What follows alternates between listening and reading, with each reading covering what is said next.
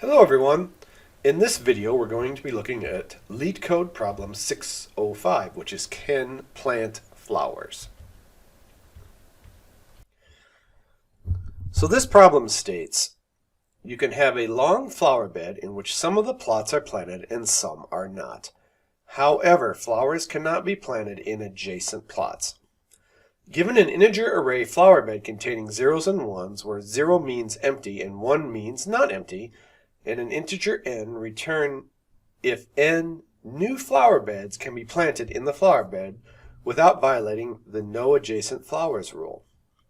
So in example 1, we have a flower bed 10001, and we only need to plant one flower. So this is true because we can plant the flower right there in between two zeros.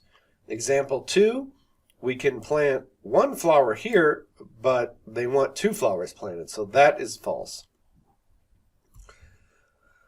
All right, let's look how to code this.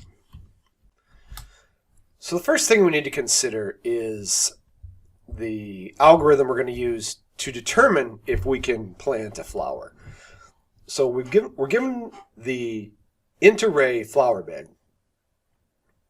So we need to determine if the current value or the current index of flower bed is 0. If it's not 0, it means there's a flower exists there. But we also need to make sure that I minus 1 is 0 and I plus 1 is 0. Because adjacent plots of land have to also be 0. However, this only considers the plots of land that are not either the first or the last plot of land. So we need to deal with those as well. So if I is 0 or I is flower bed length minus 1. So this is the beginning of the flower bed and this is the end of the flower bed. So we need to basically tie these two algorithms together. So what we're going to do is, first of all, flower bed I has to always equal 0. So that's a given. But I can either equal 0, meaning it's the first plot of land, or flower bed I minus 1 equals 0, when it's not the first plot of land. The same occurs at the end of the flower bed. So if I equals the flower bed length minus 1, or the flower bed I plus 1 equals 0. So putting all that together, if the flower bed I equals 0, and either it's the first plot of land or the flower bed I minus 1 equals 0, and I equals flower bed length minus 1, meaning it's the end of the flower bed, or the flower bed I plus 1 equals 0. So that is the entire algorithm that we need to use to determine if we can plant a flower. So now knowing that, let's code this. So we're given the flower bed and then the number of flowers we want to plant.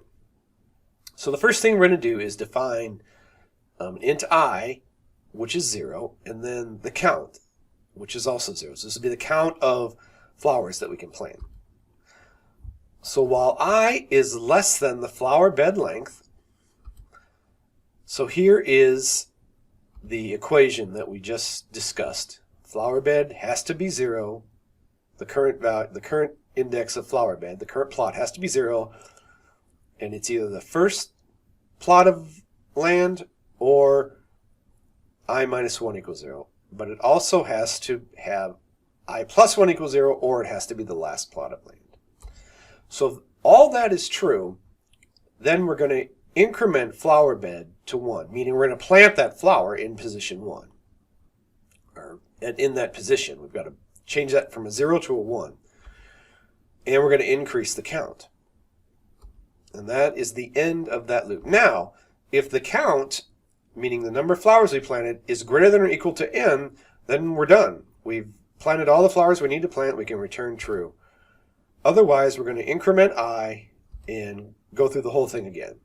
And then if we get all the way through it and we never return true, we're just going to return false. Now let's debug this and see where we are. So I used the first example.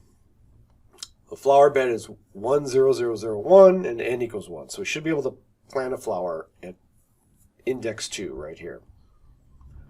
So let's go through this. I equals 0, count equals 0. So flower bed length, I is less than the flower bed length. So if flower bed plot I equals 0, which it doesn't initially, the flower bed plot is 1, so it's going to immediately skip this. And we have not added anything to the count, so that will be false. So we'll increment I and go through this again. So flower bed I at this time does equal 0, but we're not at the first plot of land, and the flower bed I minus 1 does not equal 0. It equals 1, so we'll skip that as well. So now count is not greater than or equal to n, we'll increment I.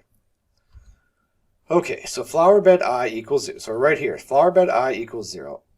And I is not equal to 0, but flower bed I minus 1 equals 0. And we're not at the end, but flower bed I plus 1 equals 0. So now we're going to increment the flower bed count, or we're going to convert this. So you see here now it's converted it to a 1. So 1, 0. This used to be a 0, now it's a 1. And we're going to increment the count. Now our count was 1, which is greater than or equal to n. We only needed to plant one flower. So then we just return true, and that's our answer. So let's run this through LeetCode.